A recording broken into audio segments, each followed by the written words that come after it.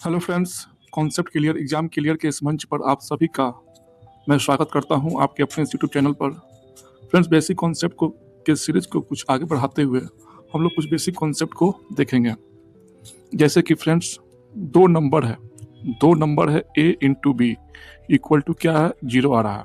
जब दो नंबर को मल्टीप्लाई कर रहे हैं और रिजल्ट में क्या आ रहा है, जीरो आ रहा है, तो इसका मतलब क्या हुआ? इसका मतलब तो यही हुआ कि या तो एक जीरो के बराबर हो या बी जीरो के बराबर हो। या दूसरा केस क्या बन सकता है, A into B equal to zero का दूसरा केस क्या हो सकता है, या तो ए जीरो के बराबर हो एंड और बी भी क्या हो, जीरो के बराबर हो। मतलब कि ए भी जीरो हो और बी भी जीरो हो, तो जीरो में आ सकता है।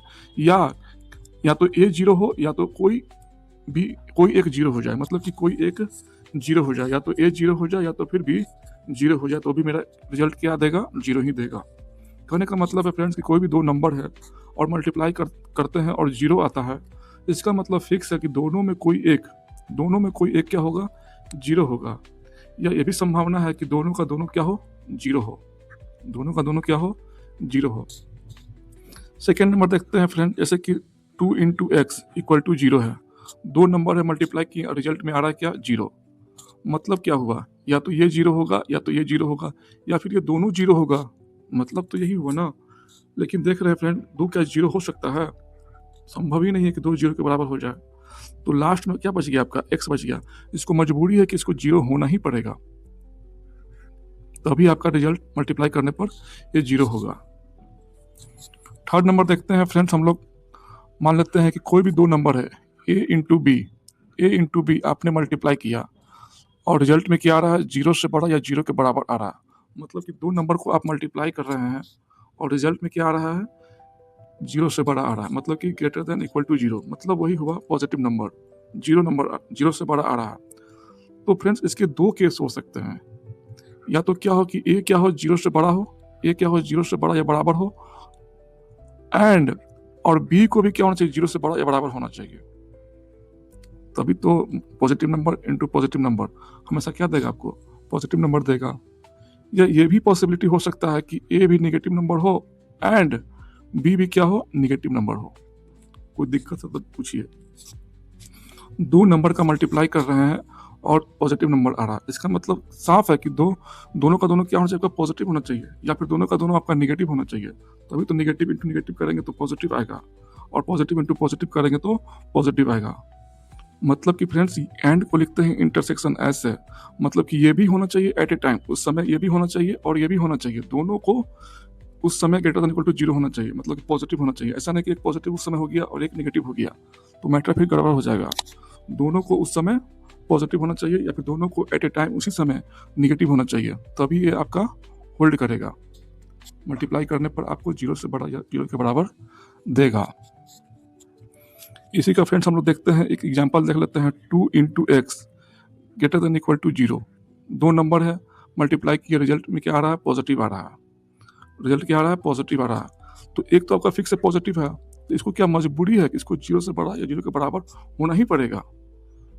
इसको क्या होना पड़ेगा, जीरो से बड़ा जीरो के बराबर इसको होना ही पड़ेगा। अगर जहाँ छोटा हो गया जीरो से, मल्टीप्लाई करेंगे तो क्या देगा, निगेटिव नंबर देगा, जो कि ये होल्ड फिर नहीं करेगा। इसलिए फ्रेंड्स, हम लोग ध्यान में रखेंगे कि दो नंबर का मल्टीप्लाई कर रहे हैं और रिजल्ट में पॉजिटिव आ रहा है और एक पॉजिटिव नंबर है, तो इसको इसका फिक्स है, मजबूरी है कि इसको क्या होना पड़ेगा, पॉजिटिव होना ही पड़ेगा, तभी ये क्या होगा, वैलिड होगा। अदरवाइज ये इनइक्वालिटी होल्ड आपका नहीं करेगा। एक बहुत ही अच्छा सवाल है फ्रेंड्स, हम लोग जब भी निकालते हैं सवाल में तो हम लोग एक्स का वैल्यू निकालते हैं। हम लोग क्या निकालते हैं, किसी भी सवाल को जब हम लोग सॉल्व करते हैं तो उसमें हम लोग एक्स का वैल्यू निकालते हैं, ना कि माइनस एक्स। ये सब नहीं निकालते हैं, ना कि निकालते हैं माइनस एक्स, ना कि माइनस 1/x या फिर 1/x। हम लोग नहीं निकालते, हम लोग निकालते क्या है, हम लोग निकालते हैं एक्स का वैल्यू। तो कभी भी आपको सॉल्व करते हुए ऐसा दिख गया minus X greater than equal to zero, तो क्या करेंगे सर, कुछ नहीं करना फ्रेंड्स, अपने मन से माइनस से मल्टीप्लाई करेंगे बोथ साइड, तो ये आपका बन जाएगा पॉजिटिव। और जैसे ही मल्टीप्लाई करेंगे माइनस से, तो आपका साइन ऑफ इनइक्वालिटी चेंज कर जाएगा, मतलब अभी ये बड़ा हो रहा था तो अब ये आपका छोटा होने लगेगा, ये हो जाएगा। अगर कोई डाउट है फ्रेंड्स तो जरूर कमेंट करें।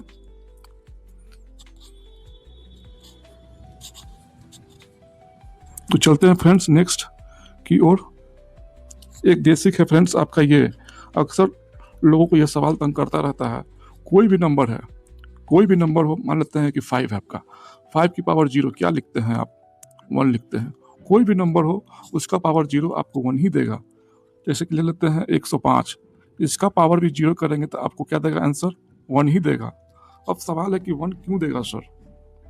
तो कुछ नहीं फ्रेंड्स, एक मल्टीप्लिकेशन और डिवीजन का एक रूल है कि जब बेस क्या हो आपका सेम हो, बेस क्या हो आपका सेम हो, और दो नंबर आपस में क्या मल्टीप्लाई के रूप में है, इसका पावर मान लेते हैं कुछ है m, इसका पावर मान लेते हैं कुछ होगा n। तो मल्टीप्लिकेशन का रूल यही कहता है कि जब दोनों का बेस सेम हो और बीच में मल्टीप्लाई का हो साइन, तो हम लोग पावर को ऐड कर देते हैं, लिख देते हैं m प्लस n, मतलब कि पावर को हम लोग ऐड कर देते हैं।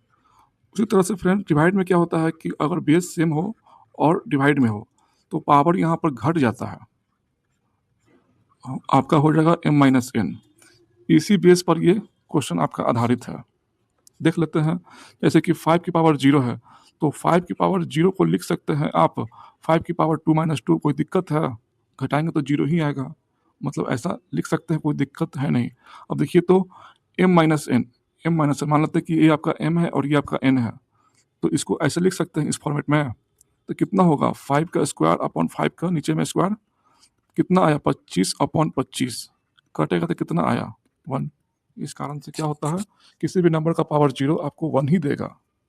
अब सर सवाल उठता है कि सर इसको आप लोग घर पर ट्राई कीजिएगा, फिर कमेंट कीजिएगा, नहीं बनेगा तो बन जाएगा, कुछ ऐसा बात है नहीं, बस ऐसा ही आपको अरेंज कर देना है।